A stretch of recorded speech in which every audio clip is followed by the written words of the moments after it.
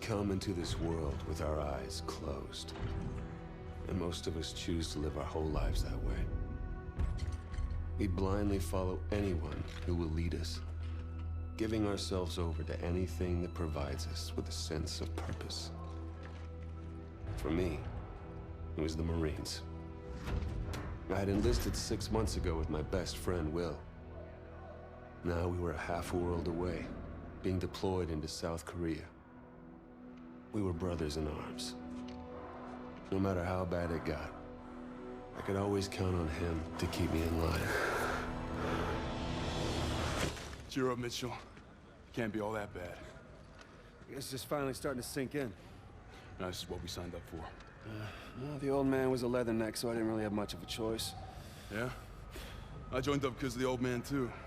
More just to get away from him. I can't get much further away than this. All right! Listen up! Alright, before I begin, knowing how polarizing Call of Duty can be, I shouldn't have to say anything. But I was not paid off for this review. Believe it or not, there are people that like Call of Duty and people that don't like Call of Duty. You know, normal people. People that aren't rabid fanboys. Alright, so here we go. Call of Duty Advanced Warfare was released on November 4th, 2014 on PC, PlayStation 3, PlayStation 4, Xbox 360, and Xbox One. The game was developed by Sledgehammer Games and published by Activision. The year is 2054 and North Korea is gaining on South Korea. Keen to help an ally, the United States sends aid to help fight back against the North. You are Private First Class Jack Mitchell and your best friend, Private Will Irons, along with the rest of the United States Marine Corps, take part in a campaign to push back the North Koreans in Seoul. Your best friend Will ends up getting killed when you both attempt to destroy a warship.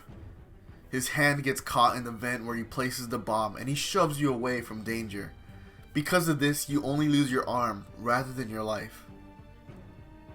At Will's funeral, you pay your respects and you meet his father, Jonathan Irons. Mr. Irons, the CEO of a private military company called Atlas, asks you to call him.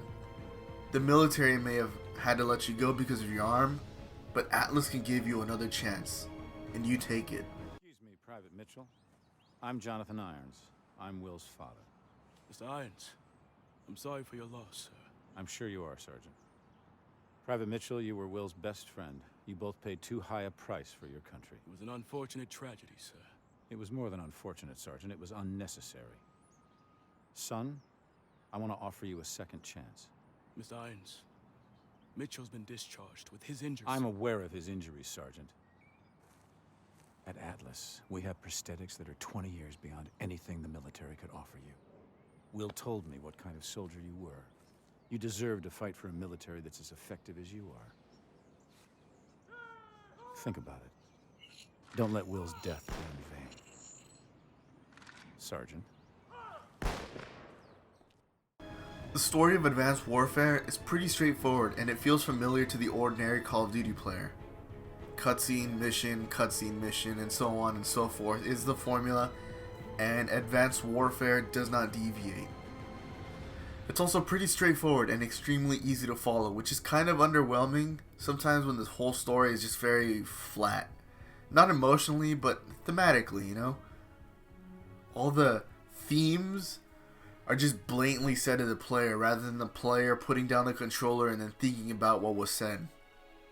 However, it does have a few moments when the villain, you know, is talking and it makes you go, whoa, that actually fits in my life right now. But again, it doesn't go beyond that though. It's simple as far as narratives and shooters go. There were also a few lines that made me question the writing here and there. For example, you and Will are supposedly best friends. There's nothing that proves that though, and we're just supposed to take your word for it.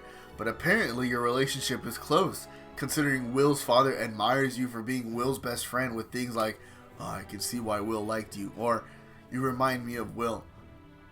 What bothered me was that they didn't even know why they joined the military.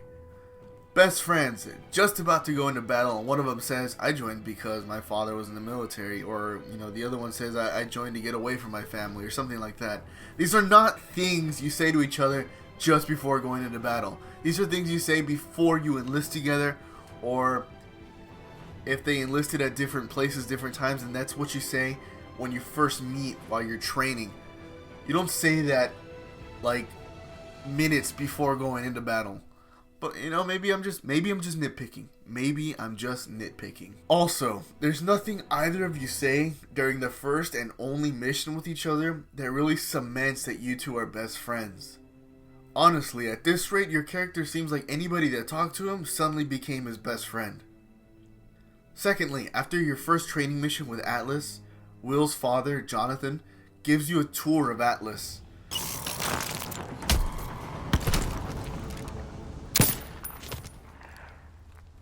Sloppy, Mitchell. You're a dead man. Reset! No excuse for equipment failure. Best weapon you have is the one between your ears. Use it. Resetting simulation. Everyone return to your starting positions. It was his arm, sir. I knew it was too early. That arm's worth more to me than this entire facility. How's my boy doing? He's a work in progress. Well, keep working. This is a great soldier. It's a sad day indeed when the military has no use for good men like you. Jump in. I'll give you the tour.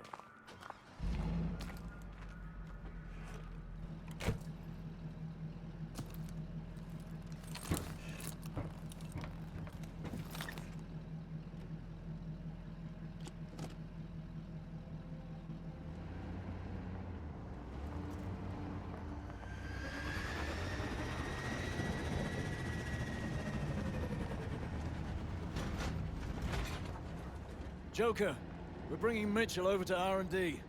Get the sim prepped for another run. You got it, boss.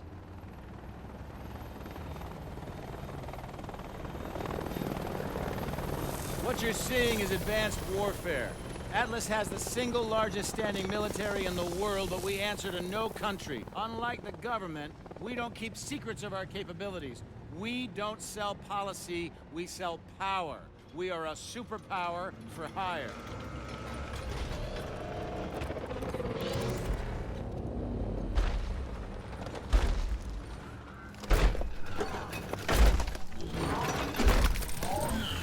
Power isn't just about the ability to destroy.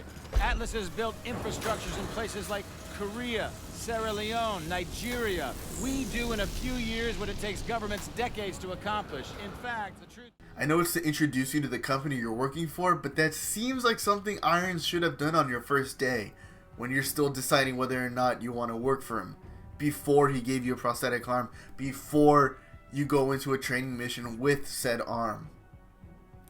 The characters in Advanced Warfare are your generic Call of Duty cast of characters. You play as a man with less personality than a pet rock, and you are often led by a burly black man or wiry man with English accent.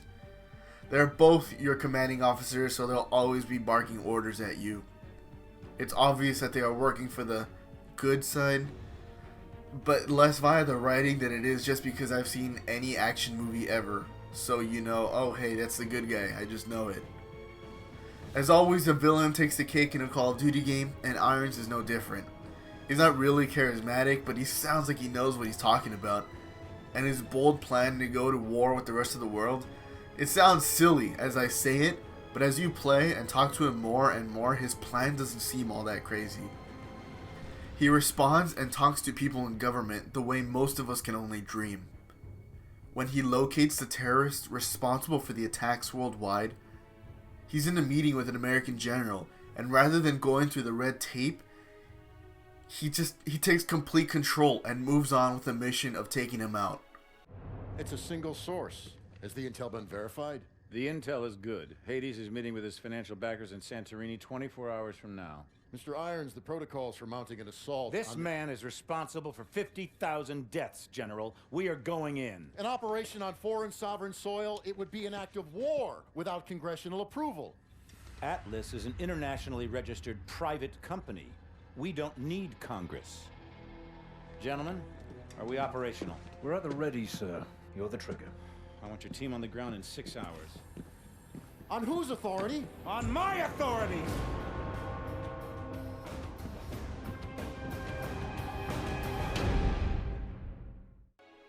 he's also against the idea of a democracy, just because of its failure to act. He even jokes about it with a reporter. Thank you, Wendy, but the real heroes of the day are the men and women of Atlas. I couldn't be prouder of what they accomplished out there this week. There are rumors that the UN will offer you a seat on the Security Council. Can a life in politics be far behind? Well, I like to get things done, so no.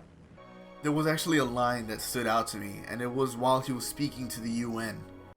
But with all due respect, the United Nations is a relic from a different time when nations were unique in their ability to solve the world's problems. But that just isn't the case anymore. Primarily because you have outsourced the job to me. I have sent people to die in your wars. So I feel uniquely qualified to tell you, your wars don't work. Which is why my priorities have changed from profits to policy. Because politicians don't know how to solve problems. But I do. So let's be clear. I am here to solve the world's problems. And I believe the world's problems begin with you. He may not be realistic, but he's logical, and I found it difficult to fight against him morally because I agreed with his points more or less. I don't mistake it for great writing, but he did have his high points. And as for the rest of them, as I mentioned before, they don't really have personalities. They just say military jibber jabber like in every Call of Duty ever up to this point. I understand it, but if you ask me what kind of person, for example, Ilona, if you asked me what kind of person she was, I wouldn't be able to tell you. Right off the bat, the cutscenes look amazing, but the visuals don't follow that standard in the actual gameplay. The actual gameplay doesn't look that bad, but because the gap is so wide between the two, it's difficult to not notice. When you watch a cutscene, it's like, oh shit, Kevin Spacey is Kevin Spacey. Troy Baker is Troy Baker. In gameplay, that's not Kevin Spacey anymore, it's just a lookalike now. I also had a few graphical errors that, although didn't impede my gameplay, were totally noticeable. Characters would zip to a few feet away from their original position. Sometimes the environment didn't load properly, so you'd see your environment pop in as you got closer. I mean, the loading time was never long, but it was long enough for you to definitely notice. All in all, the visuals in the game are nothing spectacular. They look great in the cutscenes, but that's really about it. And considering Kevin Spacey is in it, of course the acting is top notch. For him. I don't even need to mention his kick-ass voice acting. However, everyone else is just there. Like the visuals, there's a gap between the great and the good. Kevin Spacey being the great and then everyone else being just good. Surprisingly, Troy Baker voices Mitchell, the player character, and he isn't great. I realized that the writing wasn't there to support Baker in portraying Mitchell, but it just sounds like Troy Baker saying things. That's all it sounds like. Whatever happened to that guy we pulled out of the drink anyway, huh?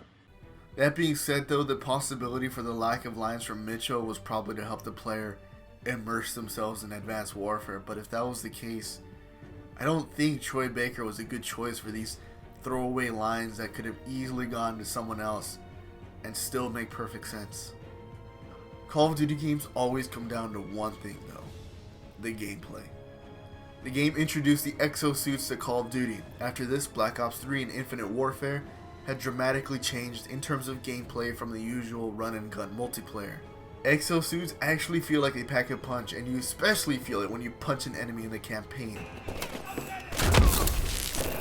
Throughout the campaign, you will wear different exosuits, and you will have different abilities for each of them. You can double jump, unleash a sonic wave on your enemies, and even go into slow motion with the overdrive ability. I won't say they dominated my gameplay or that it revolutionized the first-person shooter genre, but I had fun with those abilities here and there. To be honest, I did forget about them sometimes. The grenades are interesting in that there aren't different types of grenades to pick up, but that you can switch them on the go. With one button press, you can turn a flash grenade into an EMP grenade. another interesting mechanic, but again, I honestly forgot that they were there for levels at a time. I could actually probably count on one hand how many times they used grenades throughout the entire campaign. The guns felt punchy, with some that felt better than others. However, there weren't any guns that really stood out. There were definitely some cool guns, but they didn't stand out. You use it in the game and you'd be like, whoa, a gun that shoots lasers, sick! But they would never make it into your top 10 guns in video games list. There were also those obligatory Call of Duty segments where you're inside a vehicle, and I must say, those moments were the low points of the entire campaign, with the exception of being in the ASTs, which are basically giant mecha exosuits. However, driving a boat that's basically the boat from the world is not enough, a car that drives somehow worse than my own in real life car, and flying a jet through a canyon that was basically a Call of Duty ripoff of Star Wars Rogue Squadron were all the lowest parts of the campaign, which is odd because usually piloting a vehicle of some sort becomes a moment of like extreme power and extreme fun in the Call of Duty games. The level design is alright. You get to play in all sorts of areas, but for me personally the highlight was in San Francisco when you were in a firefight on the Golden Gate Bridge.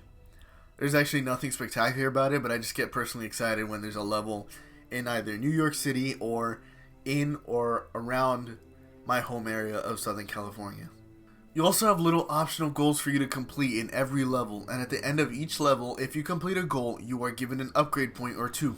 For example, one goal is to kill 100 people, and when you meet that, you are given a point, and you are given a choice on how to spend that point.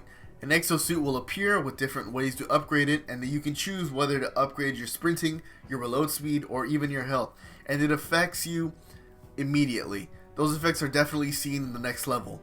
When you upgrade something completely, you are given a reward, but this reward is only for the multiplayer counterpart.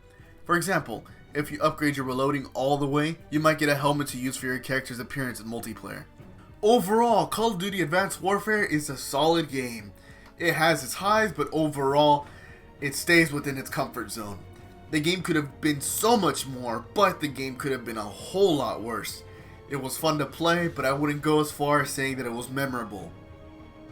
The game took me 2 days to complete, but due to a bug when the game first launched, since the game wouldn't save my progress, I had to beat it in one sitting, and I did this twice before that bug was fixed, so that should say something about the length of the campaign. The replay value is hardly there unless you're interested in the multiplayer, which as of April 9th, 2017 is full of children that aren't half bad. So if you're a first-person shooters champion, you can probably annihilate whatever community is left in a 3-year-old Call of Duty game. The story is good, but the villain and the man who plays him outdid everyone and will probably be the only reason you remember this game besides the exosuits. The visuals and the audio are good, and the gameplay is fun but nothing extraordinary. There is no question that this is a Call of Duty game. As I keep repeating, this game is far from great, and it is definitely fun, but it's far from the worst Call of Duty game of all time. So from me, Call of Duty Advanced Warfare gets a 6.5 out of 10. Training complete. Your score was average.